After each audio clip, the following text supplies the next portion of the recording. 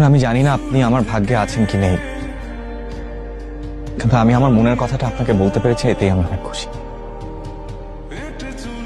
আর আমি আপনাকে ভালোবাসি, আর আমি যাকে ভালোবাসি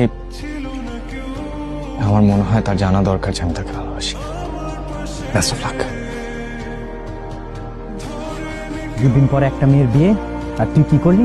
আজকে তারে প্রপোজ করে বসলি। আর বেটা 2 দিন পরে বিয়ে তো হয় নাই। আচ্ছা আমি বুঝলাম না, তোর পিছে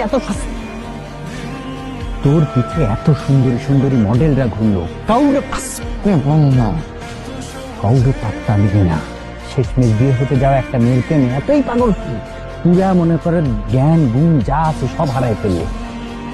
দেখ, আমার বলা দরকার ছিল, আমি বলছি, ঠিক আছে? আমি যদি এখানে কবরের মতো চাপা দিয়ে রাখতাম আমার কষ্টটা আর বাঁচত।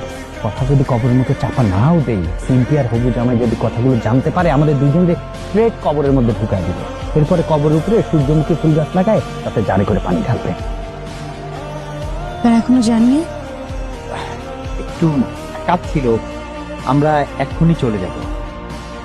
আমাদের চলে যাওয়াটা কি খুব জরুরি? থেকে যেতেও তো পারবেন না।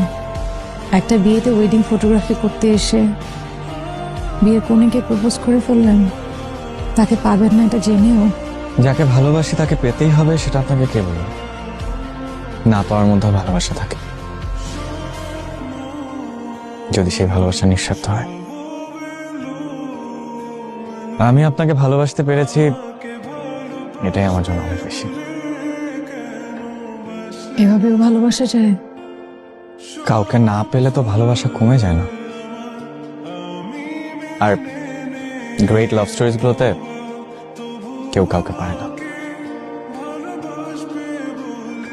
এভাবেও কেউ কাউকে ভালোবাসতে পারে? আমি তো পারলাম। কবি হেলাল হাফিজ বলেছেন, ভালোবাসা মিলনে মলিন হয়, কুয়ায়ও যাও।